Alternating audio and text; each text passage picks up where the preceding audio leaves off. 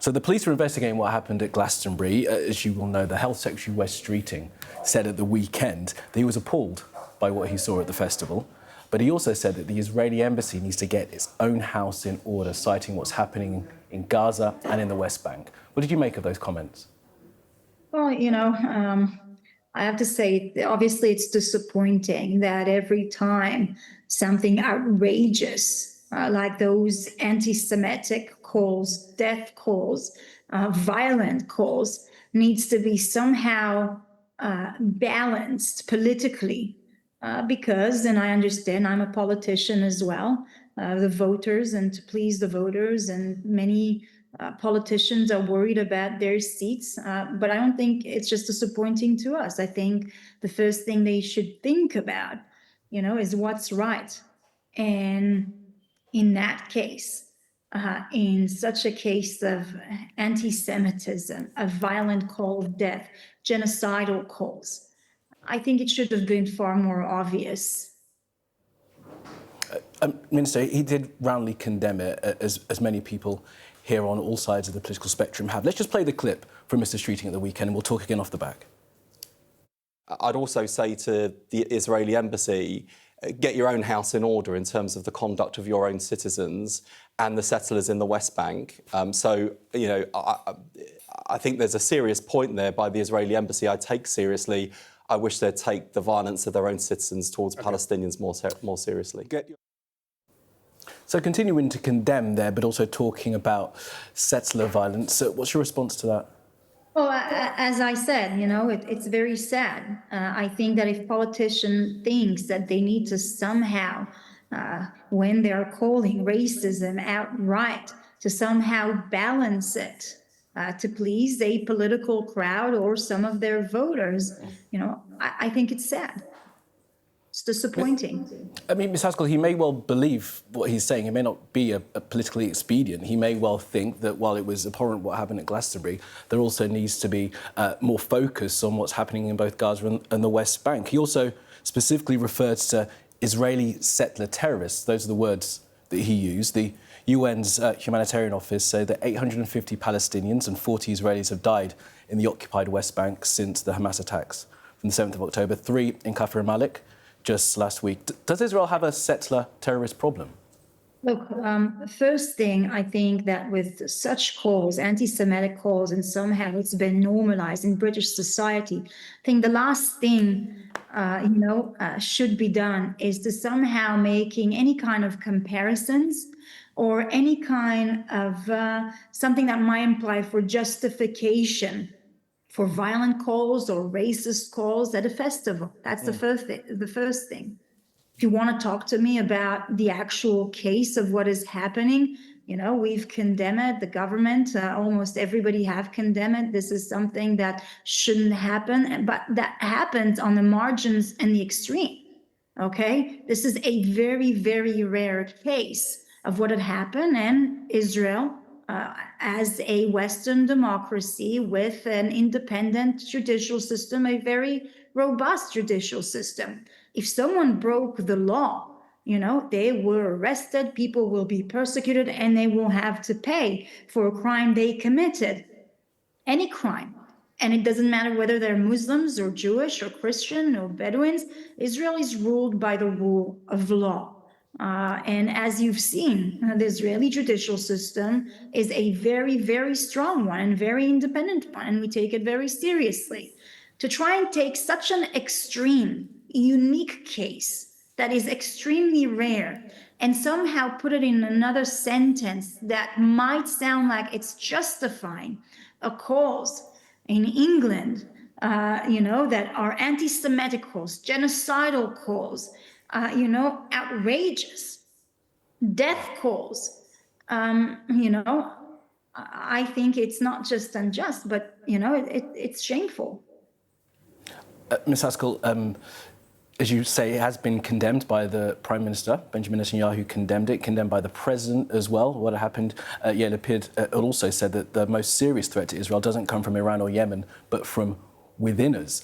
You've said that there will be action taken on this. Just what will that look like? Will there be more arrests made? It's reported that the individuals involved in the killings in Kafr Malik were arrested and released? Well, first of all, as I said, Israel has the rule of law, and everybody are equal in front of the law in Israel, no matter what religion you're in or what race you're from. It doesn't matter. You will be judged by the judicial system exactly the same as anyone else. I'm sure Palestinians would disagree with that characterization, though, of the way the law works. Well, you might disagree with that, but Not me. the fact is, that's the reality in Israel. The fact is that Israel has one of the most robust judicial system in the world, where it wasn't afraid of an Arab Supreme Court judge in the Israeli court to judge a former president of the state of Israel. So that's the proof of how strong and independent is our judicial system. So I understand the propaganda that you might receive from some extreme organizations, but the reality is different. You just need to open your eyes and look at the facts. Now, Ms. Haskel, he's an elected government minister. That was the point that he made, not propaganda coming from West Street. Look, that case of violence was so extreme, okay? It was so extreme, and that's why you're reporting it. This is not something that happens every day. We condemn it. We will prosecute this. If there was any offense, and it looks like there was, I will let the judicial system deal with it like it have dealt with it before many times in many different cases. Okay, let's move on to the situation in Gaza. As we've been reporting in the past 24 hours, 70 people reported to have been killed in strikes, many of them at that beachside cafe. What steps have been taken to avoid innocent people being killed in the ongoing war? So the first thing, I'll be very careful in reporting unverified reports. This reports come straight from the mouth of a terrorist organization, Hamas, from Hamas's Ministry of Health. Now, in the cases of the last 3 weeks, many events like that were proven to be Hamas's propaganda. Which events in particular?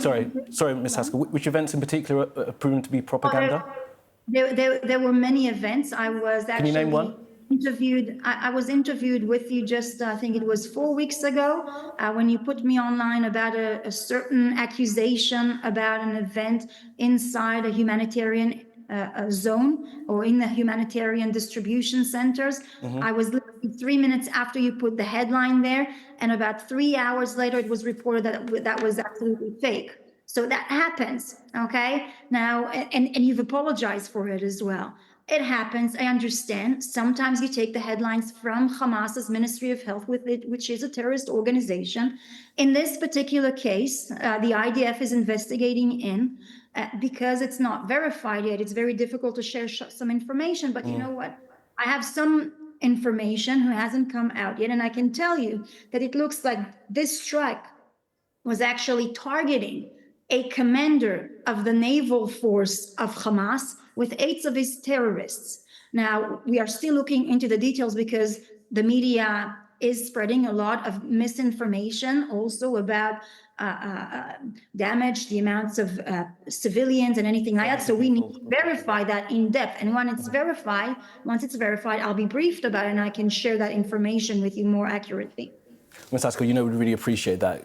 You're referring to a conversation that I had with my colleague Trevor about a month ago about an attack in Rafah at a food distribution centre where at least 50 people were said to have been killed, hundreds injured, who went to then a Red Cross hospital. And specifically on these food distribution centres. And you've apologised for it because what you've reported wasn't accurate. Okay. Specifically on these distribution centres, there's been reporting in the Israeli newspaper Haaretz that says IDF soldiers were told to shoot at people waiting for food at these sites. Why was that order being given by commanders to soldiers? Well, first of all, I'll be careful with things that Haaretz is actually writing about. This is a very extreme left-wing newspaper who in Haaretz is an extreme left-wing newspaper. Oh, yeah, yeah. It is an extreme left-wing newspaper, and in many times they've apologized for quite a few reports that they actually put in. We don't know of any case of it, but because they've reported it, we started investigating into it. But, you know, many of these blood libels that are being spread about the IDF are rubbish. The Prime Minister said and declared that also afterwards. And just to be on the safe side, we are going through our entire staffs, okay, in Gaza to make sure if there's any case of such reporting or such command, which Ms. until Haskell, didn't you will, find. sorry, you will acknowledge, though, that people have been killed since the Guardian Humanitarian Foundation began those food distribution sites, those 4 sites. People have been killed while waiting for food, haven't they? Look, you need to understand, we are at war. Gaza Strip is a frontline, a military frontline with dozens, if not hundreds of operations against terrorists and a terrorist organization that is hiding behind humans. Just last week, they put a bounty on the heads of any worker of the Gaza Humanitarian Fund, meaning their life is in danger at any second when they are distributing food. They have targeted a whole bus of workers of the Humanitarian Fund and killed 5 workers. You need to understand that those conditions in a war are extreme. We are fighting Ms. Haskell, this but I'm sure you would. which I'm its sure you would. goal is to have sure you as would much agree. destruction as possible, so there's Yes. going to be pressure on Israel. But I'm sure you would agree that that does not in any way justify the killing of civilians. 17,000 children have died in Gaza since the Hamas attacks of October the 7th and the Israeli response. Now, just on the shootings at distribution sites, and may I Let's just finish talk first about the number that you said, which is exaggerated, and we know from research. How many children have been killed? That was then? published How not many by Israel, how but many a children have British been killed? organization, how that these numbers are inflatable. Do you have a Look, number as there to how many isn't- children have been killed? Look, there isn't a war that is clean. There isn't a war where children were not killed. Unfortunately, a war is a thing. and It's a these numbers? terrible thing. It's a Okay. terrible thing that we never Most certainly. wanted. In fact, we did everything in our capability to not have it. We provided almost 17 times the opportunity for Hamas to go into a ceasefire, and they refused. Just in the last 3 months, there were 2 proposals on the tables that Israel said yes, and Hamas refuses to that ceasefire. 2 weeks ago, Witkoff went a few more steps towards the demands of Hamas. Israel said yes to a ceasefire. Hamas hasn't replied yet. This war is on the responsibility of Hamas. This is a death cult that is using and shields. They are hiding rockets and tunnels and military headquarters in hospitals and schools, and it is very difficult to conduct a war against such a terrorist organization. Yes, Is that point- Israel Ms. Haskell, targeting yes, that point's civilian made. on purpose? Absolutely not. There is not a chance in the world that Israel is purposely targeting civilian. Is there casualties? Yes. And is there mistakes? In a war, there's unfortunately mistakes.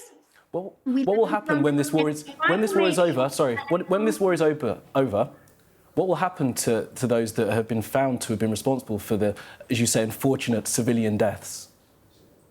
Well, first of all, I'll repeat it because I don't think you got it. Israel doesn't target civilian. When you hear Iran, blasting in its speeches that it targets civilian on purpose, the bigger the destruction, the more civilian die. Iran, it's strategy. Israel's different. We do not target civilian. We target terrorists. We target a death cult that is committed to the obliteration of our people and the genocide of our people.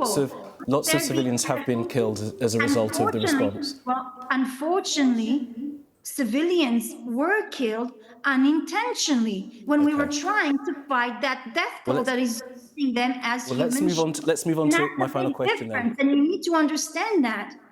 Minister, I do understand that. But let's move on to my final question then. Because I can assure you I do understand how difficult it must be to fight a war like this. But what the point I'm making is that too many civilians, as been reported, have now died as a result. Now, but whose responsibility is that? Would Hamas take a ceasefire? Would those civilians? I want to ask you about that now, because President Trump. Israel accepted over and over again a ceasefire where Hamas is refusing. It's using that pressure to try.